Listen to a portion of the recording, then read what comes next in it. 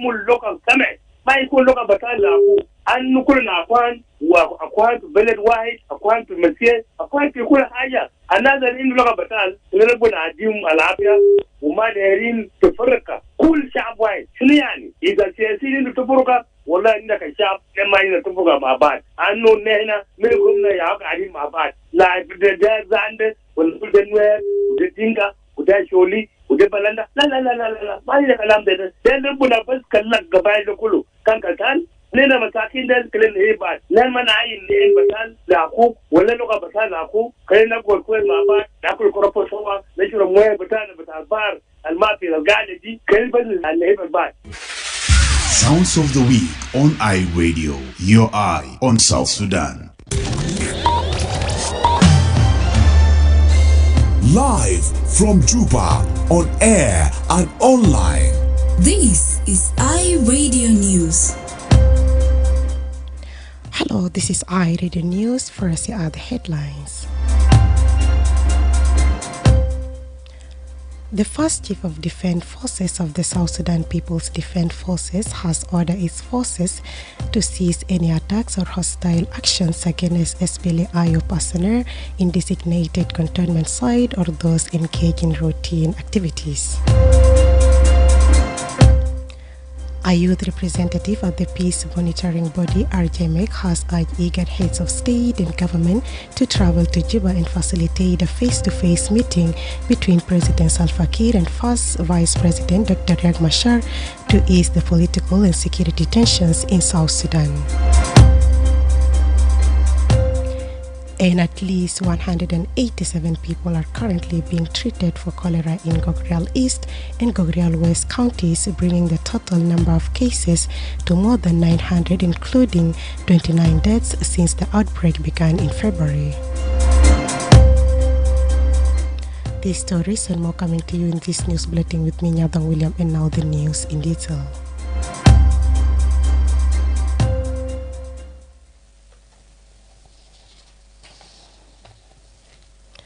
The Chief of Defense Forces of South Sudan People's Defense Forces has ordered its forces to cease any attacks or hostile action against SPLA-IO personnel in designated cantonment sites or those engaged in routine activities. The directive, issued in a statement on Monday, also follows the recent ban on the unauthorized movement of armed soldiers across the country. According to the SSPDF's troops have been instructed to refrain from targeting friendly SPLA-IO soldiers who are either based in cantonment areas or are carrying out lawful personal and military duties. In addition, the army leadership is urging all SPLA-IO members who went into hiding or are scattered in various locations to report to the nearest SSPDF or government hotspots to resume their duties under the security arrangements. Speaking to iRadio, SSPDF spokesperson Major General Lurwai Kong says that SPLA-IO forces operating in and around Juba should report to the Gala Training Center for further directives and reintegration. SPLA-IO soldiers that might have deserted the assembly areas, the cantonment sites, their workplaces, especially for those who are integrated into the system as part of the implication of first level of command and to report back to work. So it's a very important press release which I have just released on behalf of the Chief of Defense Forces. A youth representative at the peace monitoring body RJMEC has urged eager heads of state and government to travel to Juba and facilitate a face-to-face meeting between President Salva Kiir and first Vice President Dr. Riek Machar to ease the political and security tensions in South Sudan. Patrick Godi, who is also a member of the South Sudan Civil Society Forum, believes that such a meeting will help build confidence among the leaders and the general public. He expressed concern that the two leaders have not been meeting, which continues to foster an atmosphere of suspicion and fear, particularly among citizens. Godi spoke to iRadio this morning. For us, what is important, I think, at this point is for the eager heads of state and government to urgently come to Juba to convene the principals to the RRCs for face-to-face talks in an effort to also narrow the gap, because what we have seen is that the principals are no longer meeting, they have not been meeting, and this continues to breed an environment of suspicion, an environment of fear, including among our citizens. So it will be good if we South Sudanese see our leaders meeting. It will help us to diffuse the tension and also reassure citizens across the country that the leaders are working very hard to ensure that they restore law and order and security across the country. Yesterday, Kenyan Special Envoy to South Sudan, Raila Odinga, held a series of meetings in Nairobi aimed at de-escalating tensions in South Sudan. The Kenyan former Prime Minister first met with Urgent First Secretary for Political and Economic Affairs at the Norwegian Embassy in Juba before engaging with South Sudanese civil society groups. Activist Godi emphasized the importance of Raila's role in mobilizing the region to speak with one voice. He also stressed the need to bring the African Union, the Troika, and the United Nations on board to support efforts to resolve the ongoing crisis. We encourage him that it is important that the region has shown interest to renew its engagement to help South Sudan to resolve the current crisis. So we also reiterated that it's important to have good intentions from the region and also principled leadership, because in times like this one, we need to see a united voice from the region. We do not wish to see a region that is approaching the country with also divisions among themselves. So we echoed this to him, and we said it will be important for him to make sure that he's able to mobilize the region to speak with one voice, and also bring on board the African Union, the Troika, and the UN to help us at this very difficult time. At least 187 people are currently being treated for cholera in Gogrial East and Gogrial West counties, bringing the total number of cases to more than 900, including 29 deaths since the outbreak began in February. Authorities in Warrap State have reported. Warrap Health Minister James Mandil stated that Gogrial West County alone has recorded 926 cases with 25 deaths. Currently, 176 individuals are being treated, while 750 have recovered. Meanwhile, Gogrial East has reported 22 cases with 4 deaths, and 11 people are still undergoing treatment. We have 926 cases in Gogrial West. This is the current admission. The number of deaths, 25 deaths. And admission is 176. And the total number of cases is 926. The number of recoveries is 750. Yeah. So the total number of cases from February to yesterday is 926. Gogrial, the total number of cases is 22 cases and 4 deaths for Gogrial County. And currently only 11 are still under treatment. That is the accurate data, and I am happy that you guys have contacted the right source. Mandil expressed hope that the number of cases will decrease in the next 2 weeks, citing the availability of oral vaccines in Gogrial West, where cases are rising sharply each day. The United Nations Children's Fund, UNICEF, reported about 40,000 cholera cases were recorded across the country from the end of September 2024 to March 18, 2025. The outbreak has resulted in 694 deaths across 7 states and the Ruweng administrative area.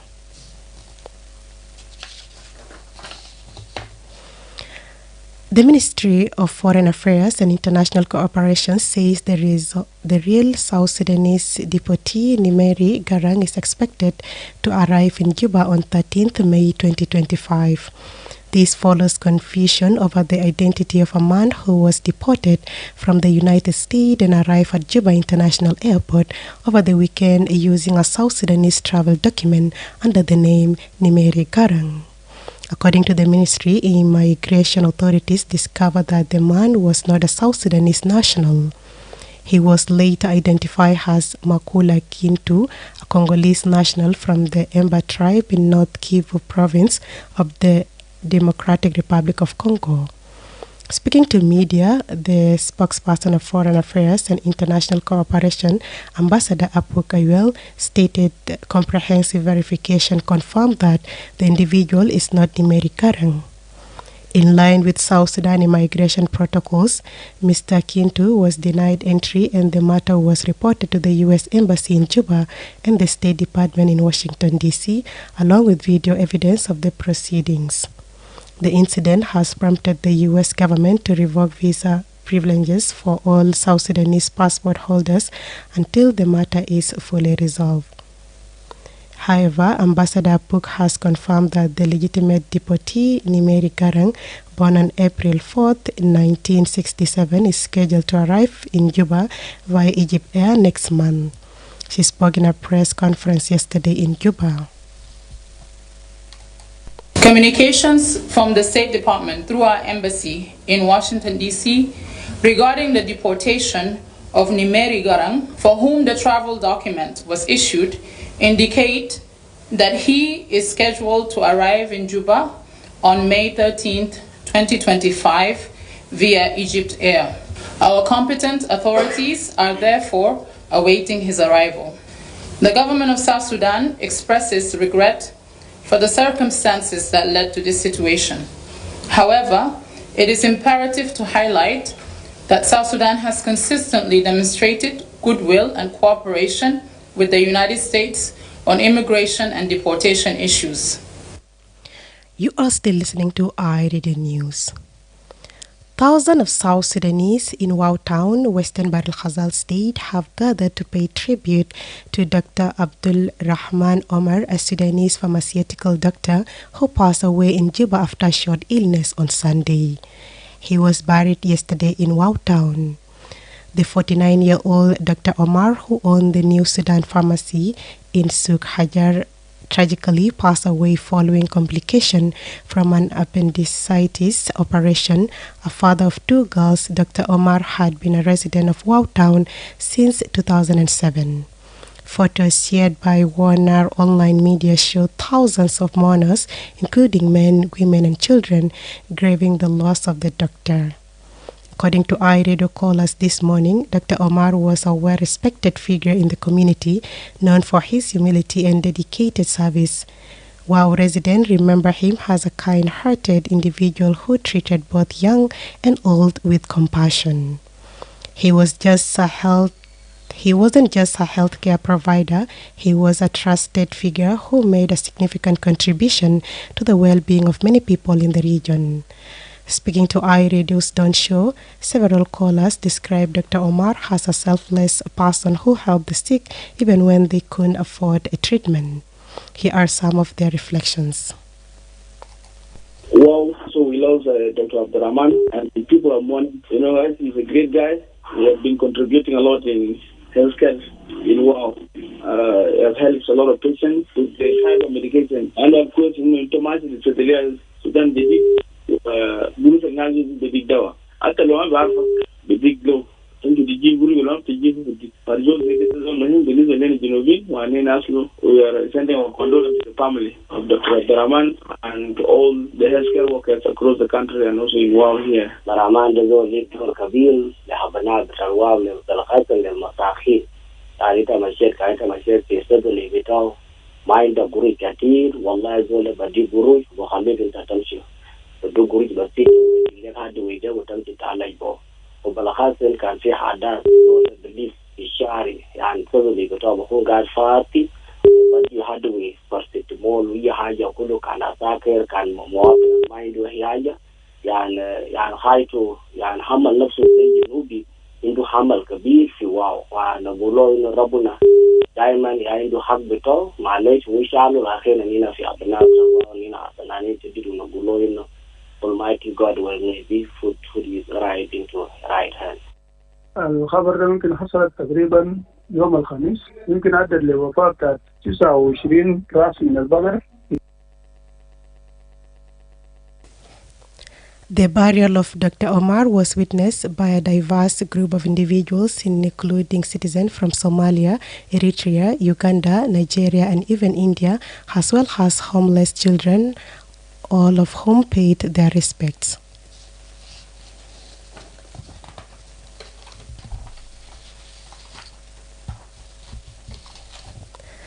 The World Health Organization South Sudan says the country reports one of the highest maternal mortality ratios globally, with 1,223 maternal deaths for every 100 live births. The health agency says that for newborns, the burden is equally severe, with 40 deaths per 1,000 live births and a stillbirth rate of 26 per 1,000. WHO stresses that those are driven by barriers such as limited access to skilled care, low rates of facility-based deliveries, insufficient emergency obstetric services, and underutilization of productive health interventions. In an article on its official website to mark World Health Day 2025, Dr. Humphrey Karamagi, WHO representative to South Sudan, said despite targeted investment, skilled attendance at birth remains low. He asked that only 19% of the deliveries occur with a trained health worker, and just 3% of facilities are equipped to provide comprehensive emergency obstetric and newborn care. Dr. Humphrey said, and I quote, "The country reports one of the highest maternal mortality ratios globally, with 1,223 maternal deaths for every 100,000 live births. For newborns, the burden is equally severe, with 40 deaths per 1,000 live births and a still rate of 26 per 1,000.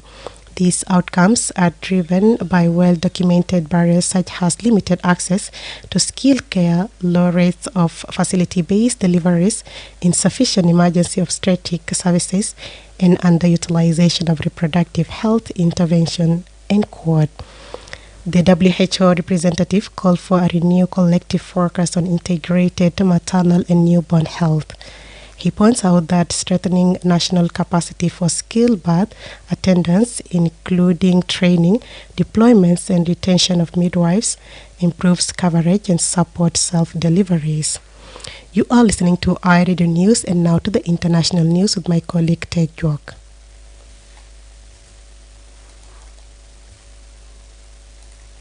Algeria and Mali have each closed their airspace to flights from the other country as the row over a drone that was shot down close to their common border escalates. On Sunday, without giving evidence, Mali accused its northern neighbor of being a sponsor and exporter of terrorism after Algeria attacked one of its drones last week. Algeria was the first to ban flights to and from Mali. Then Mali later said it was doing the same to all Algerian flights in reciprocation. Sunday's strongly worded statement from Mali's foreign ministry had challenged Algeria's early explanation that the unmanned surveillance aircraft had violated its airspace. Elsewhere, European markets open higher and major Asian markets make gains following days of losses in the wake of Donald Trump's tariffs. The UK's FTSE 100 opens 1% up, with France's CSC 40 index up 1.8% and Germany's DAX opening 1.3% higher. China says it will fight to the end after Trump threatened to hit Beijing with an extra 50% tariff if it doesn't withdraw its retaliatory levy on Tuesday. And finally, the US Supreme Court has cleared the way for President Donald Trump to use a rarely invoked wartime powers law to rapidly deport alleged gang members for now. A lower court had temporarily blocked the deportation of alleged Venezuela gang members to El Salvador on 15th March, ruling that the actions under the 1798 Alien Enemies Act needed further scrutiny. Trump has alleged that the migrants were members of the Tren de Aragua gang conducting irregular warfare against the US and could therefore be removed under the act. And that's all on the regional international news. I am Tek Jok Lam. Thanks, Tek Jok. And up next, sport news with my colleague Walma Pal.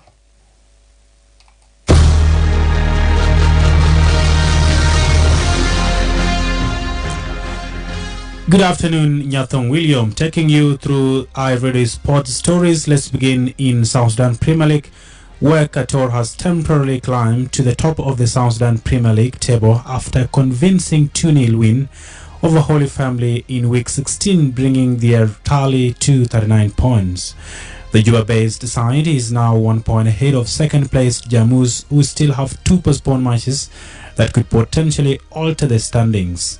Despite the loss, Holy Family remains the third place with 32 points, also with a game in hand.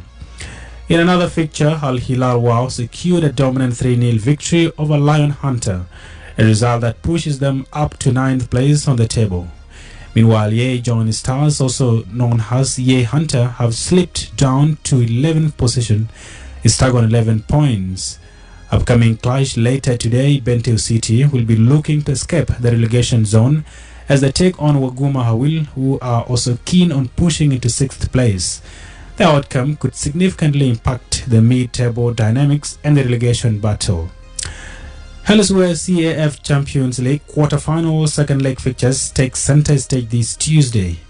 Esperance Sportif de Tunisia will host Mamelodi Sundowns South Africa in a highly anticipated showdown, while Al Hilal Sudan faces a monumental test as the welcome African giants Al Hai Egypt and Royal Army of Morocco are set to battle it out with Pyramids FC Egypt.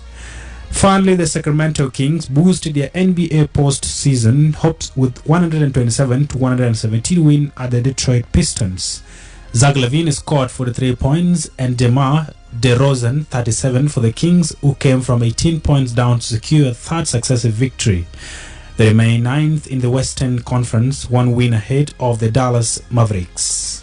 Teams finishing from 7th to 10th qualify for the play-in tournament external, which runs from 15th to 18th April.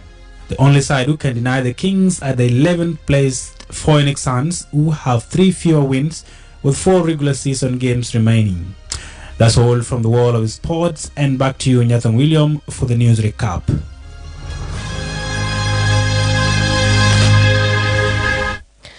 Thanks, my colleague Wilma Paul. And to end this news bulletin, here are the headlines once again.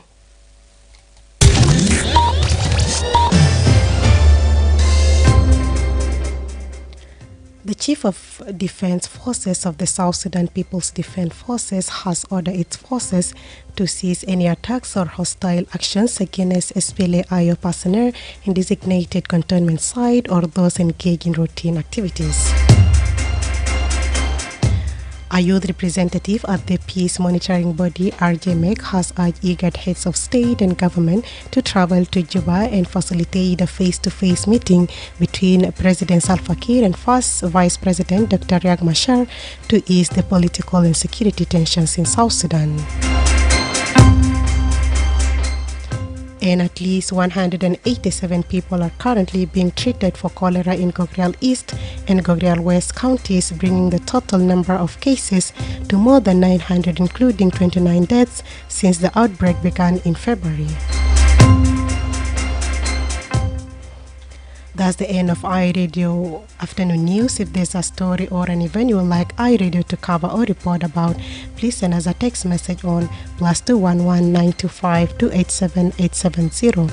It's also a WhatsApp number. Follow us on X at iRadio Juba, like our Facebook page iRadio, subscribe to our YouTube channel at iRadio South Sudan. You can also visit our website and listen to us online at www.iradio.org. Stay tuned for news in Arabic at 1/2 the hour. I am Nyathong William. Thanks for listening.